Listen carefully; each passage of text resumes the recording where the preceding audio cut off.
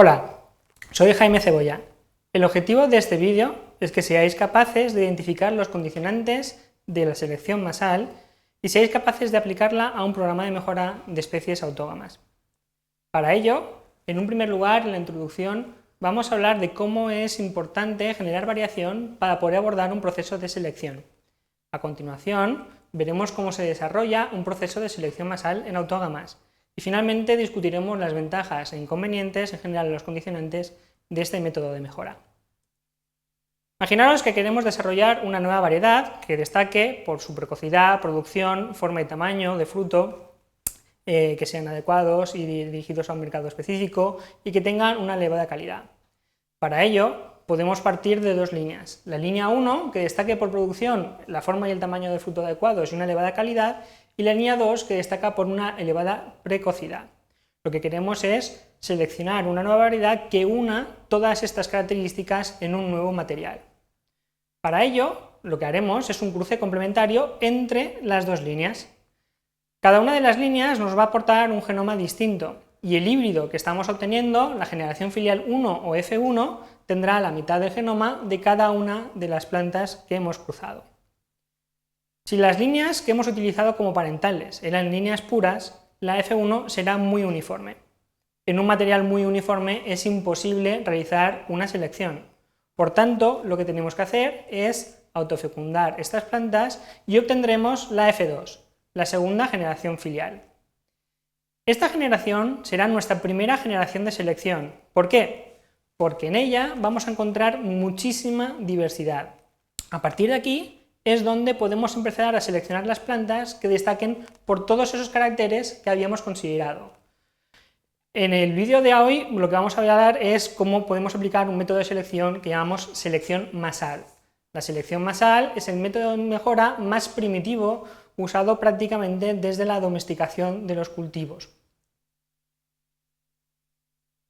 Vamos a ver cómo se aplica este método en una especie autógama, por ejemplo, en el caso del tomate.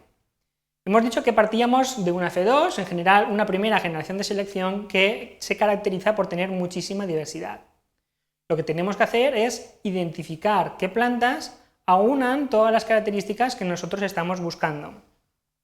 A partir de ahí recogeremos la semilla de cada planta y el método de selección masal consiste en, una vez seleccionada la semilla por planta, mezclarla toda y esta mezcla de semillas constituirá la generación siguiente. Fijaros una cosa, realmente en esta mezcla de semilla tenemos la descendencia de distintos individuos, de distintos genotipos. Por tanto, lo que tenemos son mezclas de genotipos. En la generación siguiente volvemos a cultivar las plantas y volvemos a identificar aquellas que cuadran más con nuestras expectativas. Obtenemos semilla de cada una de ellas y de nuevo la volvemos a mezclar. Esa semilla la volveremos a plantar en campo y constituirá la tercera generación de selección. Lo que vamos a hacer es repetir este procedimiento a lo largo de las distintas generaciones.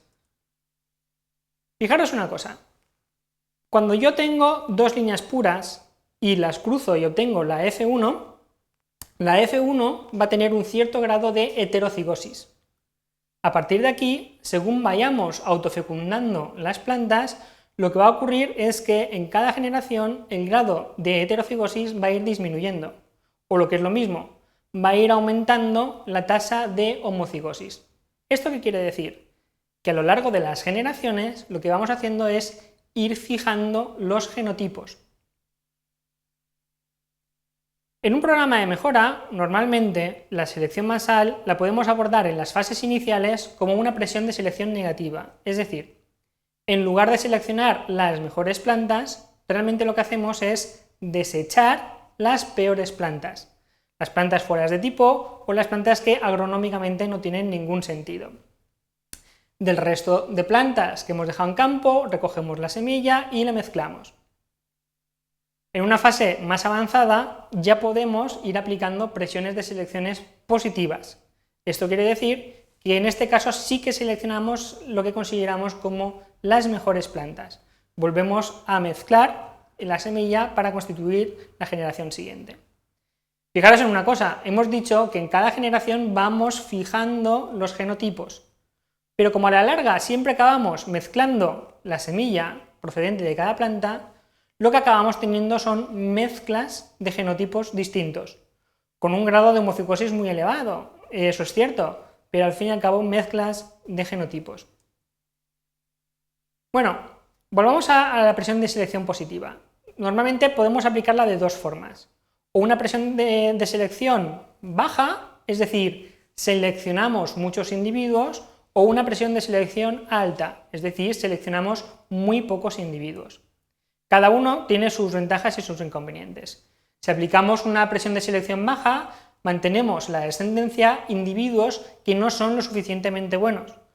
Pero, por otra parte, se mantiene mucha variabilidad. Y esto es importante porque a la vez que vamos fijando los materiales a lo largo de las generaciones, también por recombinación van surgiendo nuevos materiales que pueden ser importantes. Si mantenemos variabilidad, tenemos más oportunidad de identificar plantas que realmente sean muy buenas. Por otro lado, si aplicamos una presión de selección alta, sí que es cierto que al tener menos diversidad tenemos más posibilidad de perder plantas que hubiesen sido interesantes en generaciones siguientes, porque no han sido seleccionadas. Pero por otro lado, aumentamos la uniformidad. Bueno, normalmente en un programa de mejora lo que podemos hacer es, en una fase inicial, aplicar presión de selección negativa, después presión de selección positiva baja y al final presión de selección positiva alta, en función de los objetivos que queramos abordar. Bueno, en una generación 8, 9, 10 ya tendremos los materiales suficientemente fijados, serán materiales que no se agregan y por tanto constituirán una nueva variedad. Esta variedad hemos dicho que es una mezcla de genotipos, por tanto realmente es lo que llamamos una variedad población. Fijaros, por ejemplo, si evaluásemos la producción por planta en esa nueva variedad, veríamos que cada planta tiene un nivel de producción distinto, porque realmente se tratan de genotipos distintos. Si comparamos esta situación con la que tendríamos en un programa de selección individual, vemos que en el segundo caso los niveles de producción podrían ser muy superiores. ¿Por qué? Porque normalmente no tenemos una mezcla de los mejores genotipos, sino que tenemos un único, el mejor genotipo. Sin embargo, a la hora de escoger ese mejor genotipo, lo que vamos a estar haciendo es perder variabilidad. Bueno, la variabilidad genética tiene una ventaja y un inconveniente. Por un lado, a una variedad me va a dar mayor capacidad de adaptación, es decir, si tengo mezclas de genotipos, frente a un estrés, tengo una oportunidad de que algún genotipo responda lo suficientemente bien. Esto es muy importante para aplicarlo en sistemas agrícolas sostenibles o en programas de mejora participativa en agriculturas en desarrollo. Por otro lado, si mantenemos mucha variabilidad genética, también es cierto que nunca alcanzaremos el máximo potencial productivo. Tenemos que llegar a un balance. Bueno, en definitiva, lo que hemos visto en este vídeo es que la selección basal es un método de selección muy primitivo, pero eficiente en determinados sistemas agrícolas. Consiste en la selección de los mejores individuos y la mezcla de semilla a lo largo de las generaciones. Al final obtenemos una variada población, caracterizada por ser una mezcla de genotipos. Y como hemos dicho, es muy interesante en sistemas sostenibles de bajos insumos en los que la variabilidad genética tiene un valor añadido. Bueno, tenéis más información en los libros de Juan Ignacio Cubero y de Aqua sobre la mejora genética vegetal. Gracias por vuestra atención.